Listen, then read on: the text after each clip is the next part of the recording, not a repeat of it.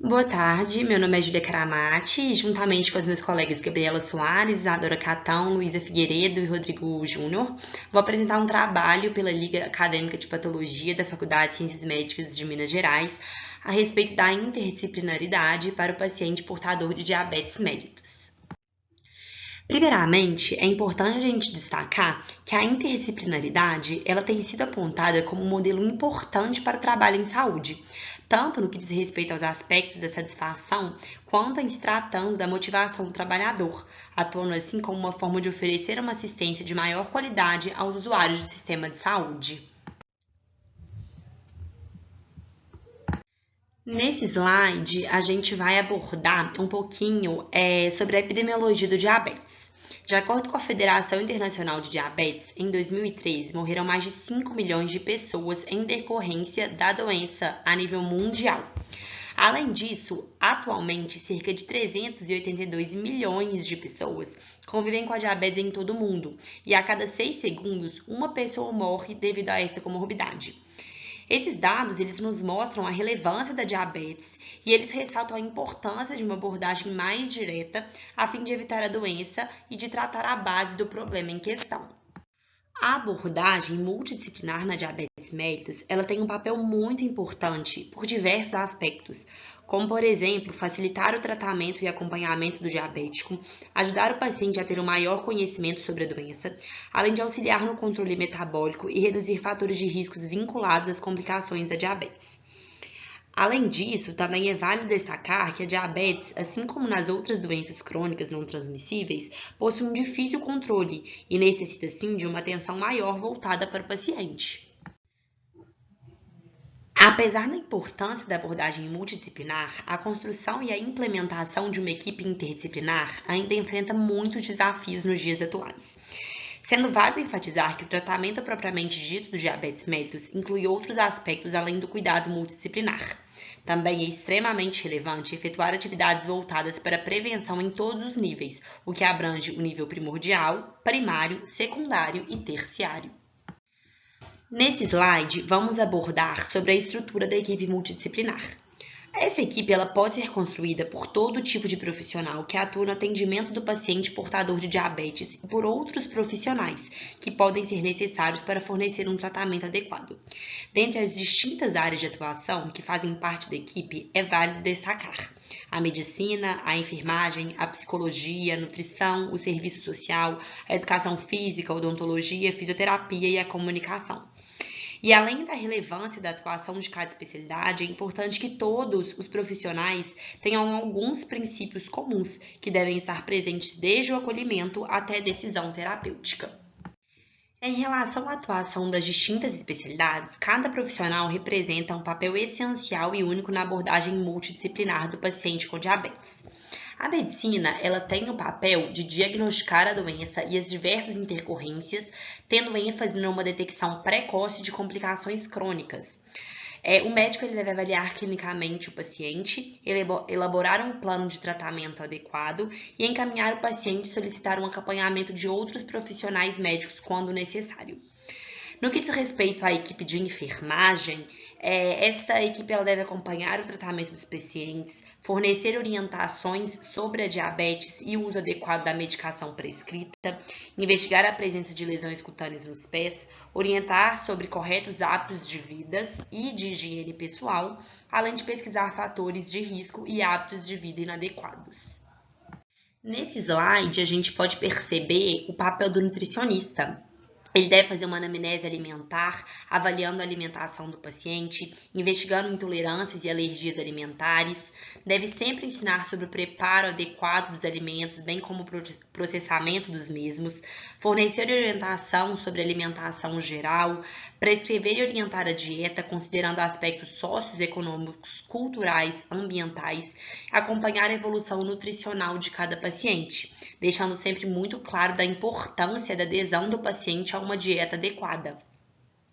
No que diz respeito à psicologia, os psicólogos eles devem realizar uma consulta com uma avaliação de como o paciente processa as informações, Ele deve avaliar e tratar os aspectos emocionais que interfiram na qualidade de vida do paciente, bem como o seu nível de estresse e adesão ao tratamento.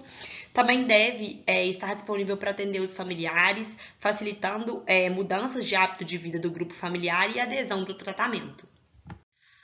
A atuação do serviço social se dá na medida em que ele identifica aspectos socioeconômicos e familiares com o objetivo de caracterizar a situação de trabalho e de previdência do indivíduo, tem o objetivo de entender as expectativas sobre a doença e seu tratamento, dar um suporte em relação a procedimentos de marcação de consulta, requerimento de medicamentos e outros serviços que são oferecidos pelo SUS. Eles devem atualizar o cadastro de recurso social, visando o atendimento das demandas de pacientes e familiares, bem como desenvolver atividades com o objetivo de organização dos pacientes em associações de portadores da doença e deve também realizar a busca ativa de pacientes faltosos.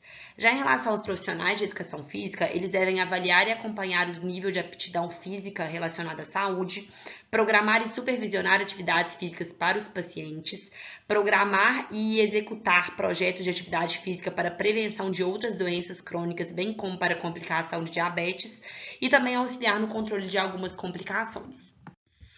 Os dentistas eles devem realizar consulta odontológica efetiva, orientar quanto aos cuidados e necessidades de higiene oral e medidas preventivas e encaminhar para um tratamento odontológico especializado sempre que necessário.